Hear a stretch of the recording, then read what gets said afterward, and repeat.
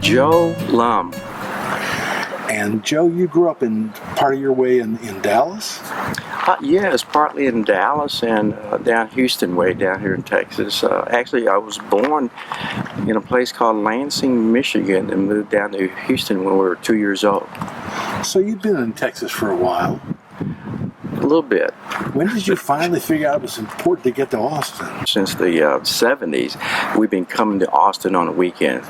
There was always something about Austin that attracted us, that vibration, if you will. So we came many, many times over 20, 30 years. And finally, in about 2000, we decided that we were going to pull up stakes and move to the hill country, which we did. And what happened there was that going to the hill country ultimately led us on a path to Austin. So I moved here in 2004 and have been here ever since. Wow. That's a great time to have been in Austin from that point in time forward. So you've been here long enough to learn a lot about Austin. I know you know your way around. You found this beautiful place to live, hidden in the woods. But you've traveled all over the world. You've worked all over the world, as I understand it. And tell me why or how Austin is different. Is kindness important here?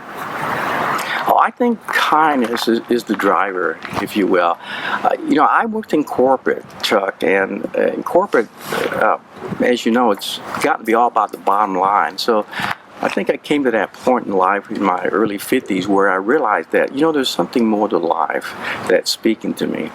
And it's about the same time that Austin started calling. And I tell you, when I moved here, I really didn't know anyone here in Austin.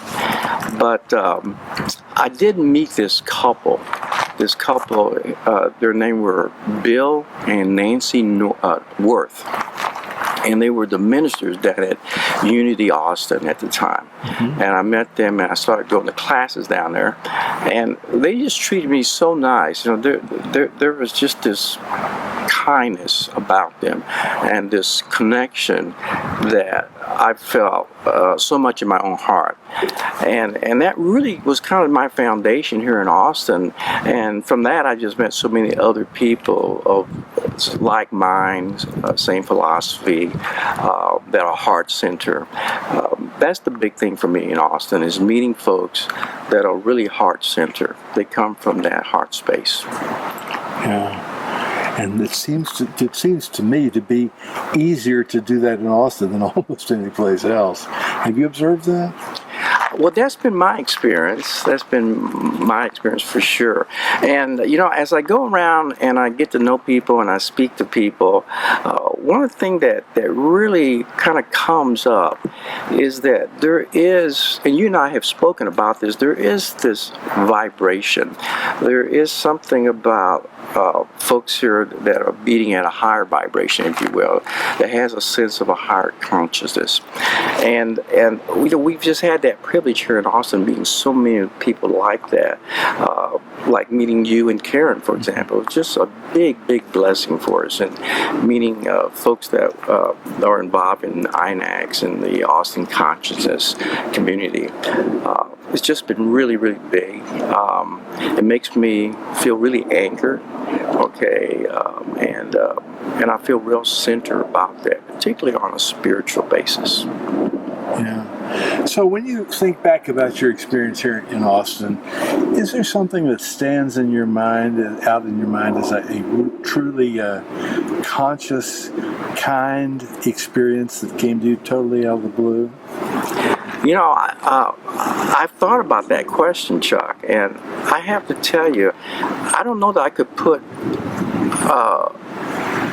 a point to any one experience, because I've had so many. I've had so many. I think there's something about being in that space, in that consciousness state of kindness, that it attracts the like energy. Mm-hmm. I met so many people that are kind, and when I say kind, it could be something so small. Or maybe something is big, but to me it's all the same. Because when kindness goes out, it touches people. As you know, in a heart math study, they spoke about the influence of the electromagnetic field of the heart. And I thought this was so fascinating that it goes out as far as 8 meters. Now, 8 meters to us Americans is over 24 feet. And that's only the radius, not the dynamic around you. Right, exactly. So I find that amazing. Amazing. You really see this when you meet people, and you look into their eyes, and immediately there is a heart connection. There's no way to explain that. It's not a linear thing. It's really a spiritual, metaphysical thing. And you speak about Austin. That's what I see so much of in Austin. That's why I love Austin. Now, how do we affect people? And what happens when we're kind? To me, what happens when we're kind? What is the product of kindness?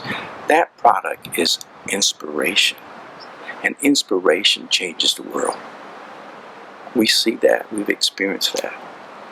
You and I talked about Robert Kennedy the other night. Yeah. We know the inspiration he brought to a whole generation of people. Yeah. You know, a whole generation of people he uplifted just by being Robert Kennedy. Yeah. It just takes one person to change the world.